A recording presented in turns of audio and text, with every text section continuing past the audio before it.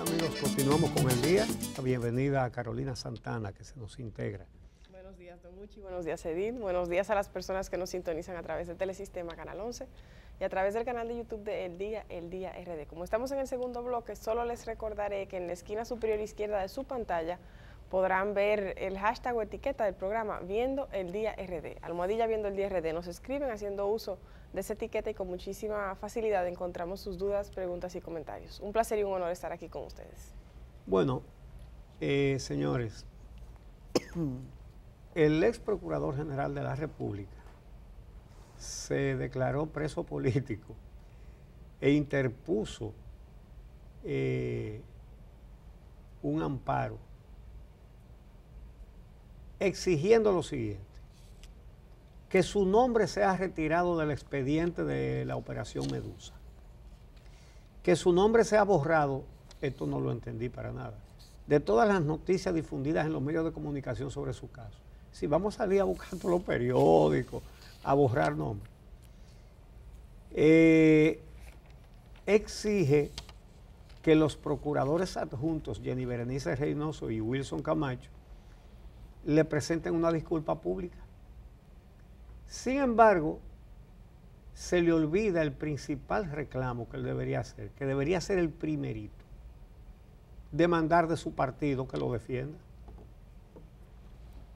Porque él le está pidiendo muchas cosas a la justicia: que le quiten su nombre, que le cambien el nombre de Medusa, que le presenten disculpas, pero él no le ha pedido a su partido que lo defienda.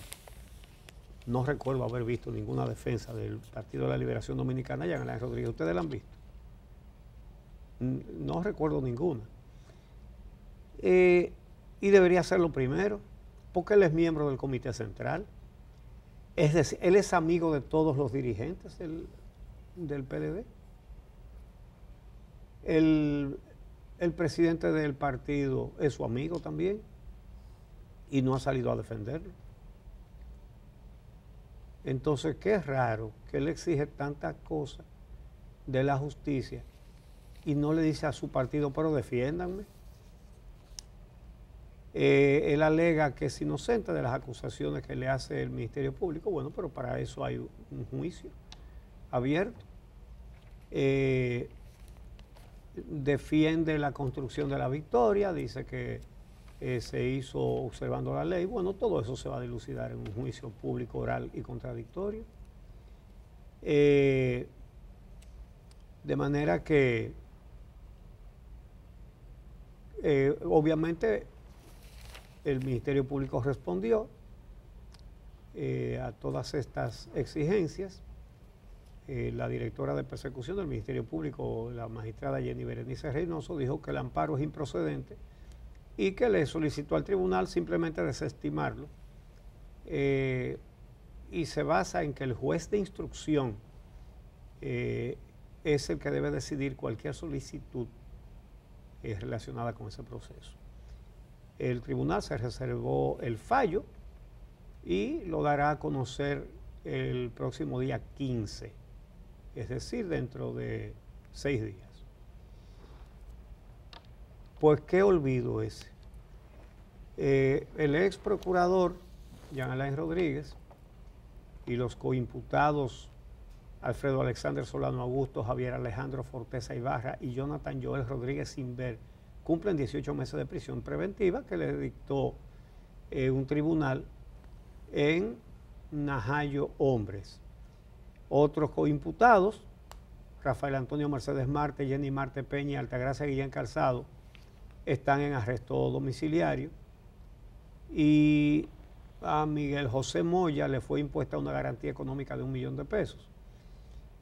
Rafael Estefano Cano Saco, ex jefe del gabinete del procurador Rodríguez, sí, cuando era procurador, fue arrestado, escapó del país, fue arrestado en España y está en proceso de extradición.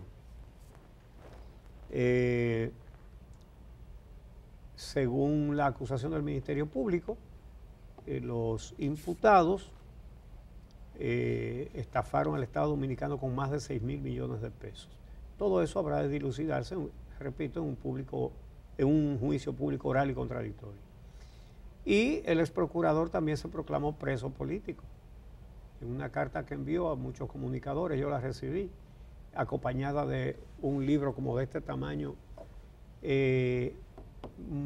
con muchas ilustraciones a todo color. Ese libro debe haber costado un dinero. Tengo entendido que el libro no es de su persona, sino de la Procuraduría. Él lo editó cuando era procurador, y entonces sería interesante saber por qué él tiene esos libros y los envía a las personas a las que les escribe. Entonces, habla de todos sus logros en ese proyecto de humanización de las cárceles. Bueno, eso va a ser, esas acusaciones se van a dilucidar en un tribunal. Y la medida de coerción de 18 meses de prisión preventiva tiene mucho que ver con él mismo, con su propia conducta.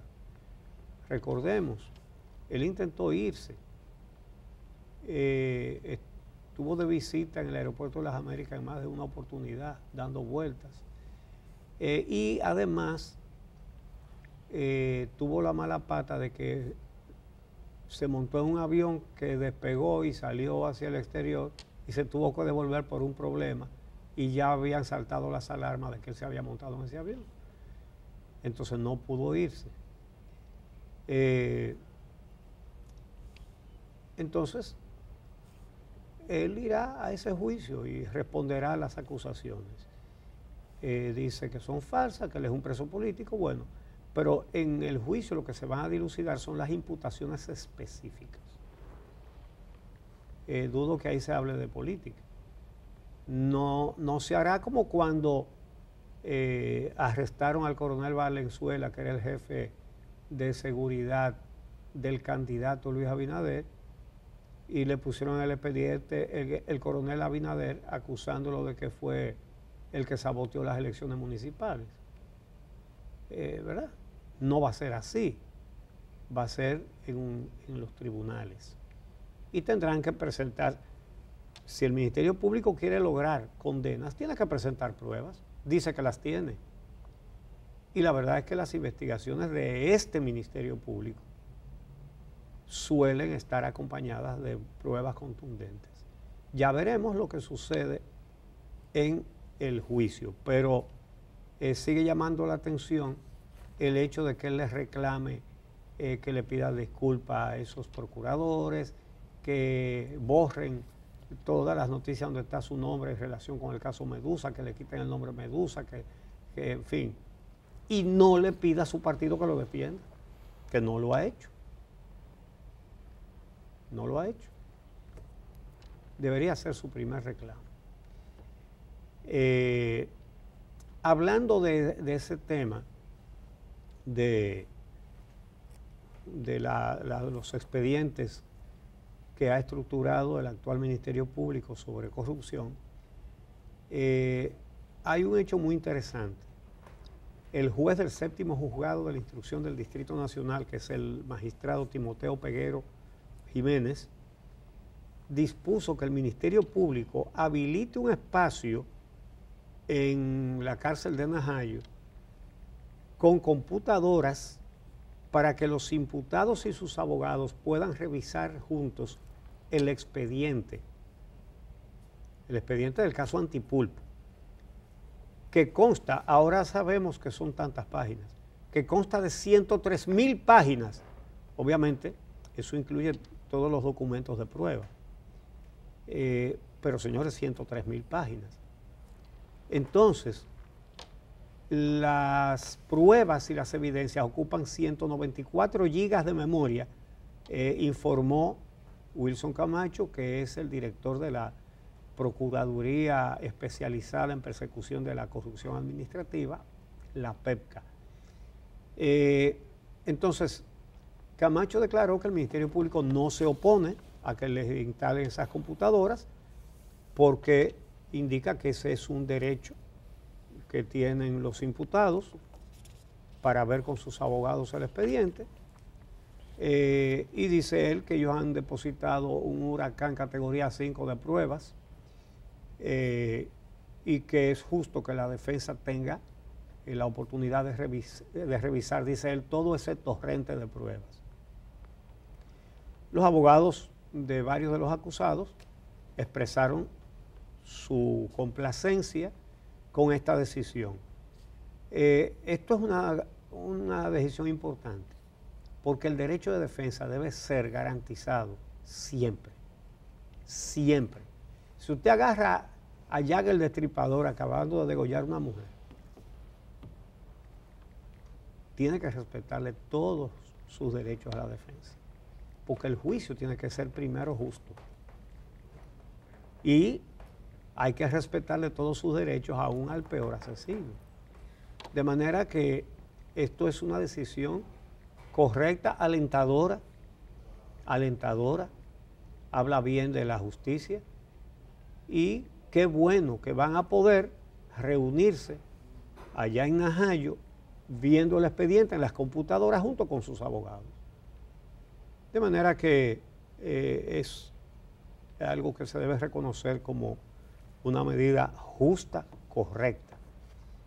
Eso lo valoraron algunos de los abogados de los imputados, como por ejemplo Carlos Salcedo, quien defiende a Juan Alexis Medina Sánchez. Así que muy bien. Y otros de los abogados también lo dijeron. Así que eso es en relación con ese tema. Y para completar con el tema de la justicia, esto es interesante. La Procuraduría General de la República solicitó un juicio de fondo para un diputado del PRM acusado de violación de propiedad en Puerto Plata. Se trata del diputado Gregorio Domínguez, que representa a la provincia de Santiago por el PRM, partido oficialista, y contra quien se querelló la ciudadana Lucila Nelly Capellán Luna, que lo acusa de violación de propiedad. Lo que ella dice es que él le quitó su propiedad en un proceso completamente ilegal. Y parece que el Ministerio Público encontró méritos en esa denuncia porque el Ministerio Público puso la acusación contra el legislador. Presentó ese expediente ante la jueza Vanessa Acosta Peralta de la primera sala de la Suprema Corte de Justicia, o mejor dicho, tratándose de un legislador, la Procuraduría envió el caso a la Suprema Corte de Justicia, que es la jurisdicción privilegiada donde se puede juzgar a los legisladores. Y el presidente de la Suprema Corte de Justicia, Luis Henry Molina, entonces designó a esa magistrada para ocuparse de esa querella. Entonces, la denuncia la presentó personalmente el procurador adjunto Rafael Suárez, quien solicitó auto de apertura a juicio contra el diputado Gregorio Domínguez, repito, de la provincia de Santiago y del Partido Revolucionario Moderno, partido de gobierno. La señora Capellán Luna depositó esa querella el 11 de noviembre de 2020, acusando a ese legislador de violar un rosario de artículos de la ley 396-19 que regula el otorgamiento de la fuerza pública y el número 1 de la ley 5869 sobre violación de propiedad privada.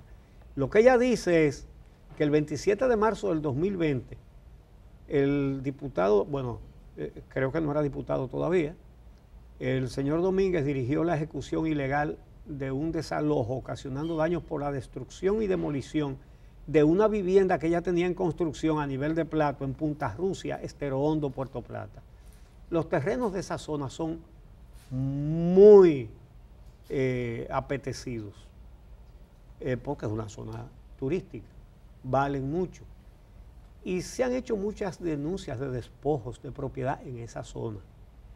No sé si todas las denuncias se refieren a ese legislador o son de diferentes personas, pero sí sé, porque lo he visto publicado, que se han publicado diferentes denuncias sobre despojo de terrenos en Punta Rusia. Entonces dice ella que el diputado Domínguez hizo ese desalojo y la destrucción de la casa que ella tenía en construcción sin tener una orden de una fuerza pública, y que lo hizo acompañado de una turba de hombres armados, incluyendo militares, y otros que simularon ser fiscales y uno que simuló ser un juez de paz.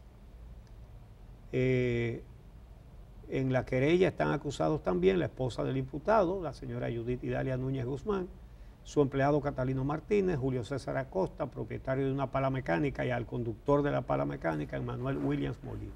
Esos son los imputados. De manera que en el ámbito de la justicia hay varias cosas interesantes. Un diputado del partido de gobierno sometido por la Procuraduría General de la República ante la Suprema Corte de Justicia por una denuncia de una particular que lo acusa de despojo de una propiedad de manera ilegal. Jóvenes.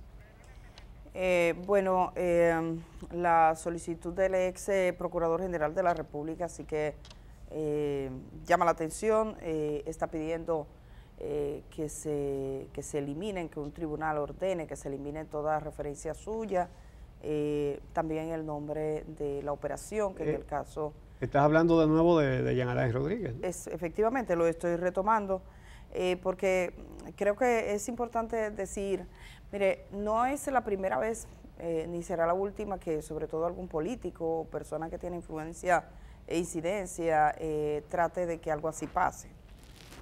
Quizás es una de las primeras veces que estamos mirando que se dilucida de forma pública la pretensión de que se borre todo lo que se ha dicho. Conozco, por haber estado trabajando mucho tiempo como reportera en el área judicial, de que habían grupos de abogados que se empeñaban en esas tareas. Aquí hay políticos que han estado señalados en algunos momentos de distintas situaciones, y las cantidades de informaciones que hoy prevalecen en los buscadores digitales son exiguas, es decir, muchas veces logran que se borre. Yo creo que a todos nos ha pasado alguna vez que hay un enlace, por ejemplo, de una noticia, usted entra y cuando llega al buscador le dice error 004 no sé qué, y le quita la información. A veces eso lo hacen trabajando poco a poco. Hay empresas también que se dedican a eso, que es una manera de borrado para no recordar momentos desagradables, acusaciones o demás. Eso sabemos que pasa. La verdad, hoy el periódico Diario Libre recuerda una sentencia con respecto a un caso que se presentó con la editora Acento, que fue un caso en el que el Tribunal Constitucional dice, bueno, si la cosa pasó, ocurrió, es verdadera, lo que es que completar el detalle final, es decir, alguien es arrestado, es enjuiciado, hay unas acusaciones, hay un juicio y al final hay un dictamen. O sea, tú no borras eso no deja de pasar, eso pasó, eso ocurrió, te apresaron, sí, te sometieron, sí, te acusaron de qué, sí.